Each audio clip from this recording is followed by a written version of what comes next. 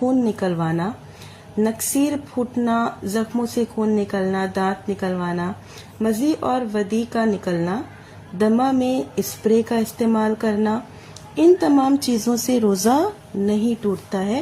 بہت سے لوگ کنفیوز رہتے ہیں، سوال کرتے ہیں کہ ہمارے ساتھ ایسا ہوا، کیا جیسے دمے کی بیماری ہے تو کیا ہم نے اسپرے لیا تو اس سے روزہ ٹوٹ جائے گا؟ تو یہ چند چیزیں تھی جو آج میں نے آپ کے ساتھ شیئر کی ہوں۔ ایسے ہی بہت سے سوال یہ بھی رہتے ہیں کہ بلڈ جو ٹیسٹ ہوتا ہے اس کے لیے جب ہم خون کی جانچ کرواتے ہیں تو کیا خون نکلوانے سے روزہ ٹوٹ جاتا ہے؟ تو جی بالکل نہیں، روزہ ان چیزوں سے نہیں ٹوٹتا ہے۔ خون کی جانچ اور اس انجیکشن سے روزہ فاسد نہیں ہوتا، جو دوا کے لیے ہو نہ کہ غذا پہنچانے کے لیے۔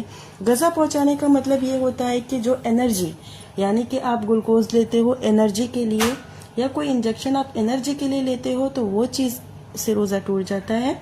لیکن اگر آپ کو غذا نہ پہنچے انجیکشن سے تو روزہ فاسد نہیں ہوتا ہے، لیکن بہتر یہ ہے کہ اگر ہو سکے تو رات تک اسے مؤخر کر دیا جائے، یعنی کہ اگر کوشش یہی کریں کہ افطار کے بعد آپ ان چیزوں کو کریں۔ عورت روزہ رکھنے اور حج کرنے کے لیے وہ دوا استعمال کر سکتی ہے جو حیض کو بند کر دے، اگر طبیب یہ کہے کہ اسے نقصان نہیں ہوگا، لیکن بہتر یہ ہے کہ وہ ایسا نہ کرے۔ بہت سی عورتیں ہوتی ہیں حج کے دوران پیریڈز کے لیے ایسا کرتی ہیں کہ دوائیاں لیتی ہیں، رمضان میں دوائیاں لیتی ہیں، اگر ان کو اس چیز سے کوئی نقصان نہیں ہوتا ہے تو وہ ایسا کر سکتی ہیں، لیکن نہیں کرنا ان کے لیے بہتر ہے۔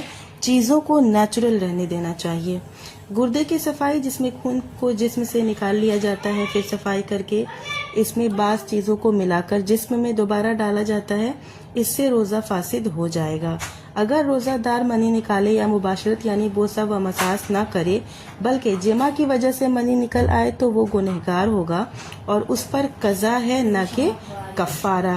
جس شخص نے رمضان میں سفر کیا اور اپنی سفر میں روزہ رکھا پھر اپنی بیوی سے جمع کر لیا تو اس پر قضا ہے، کفارہ نہیں۔ جو شخص مقیم ہو اور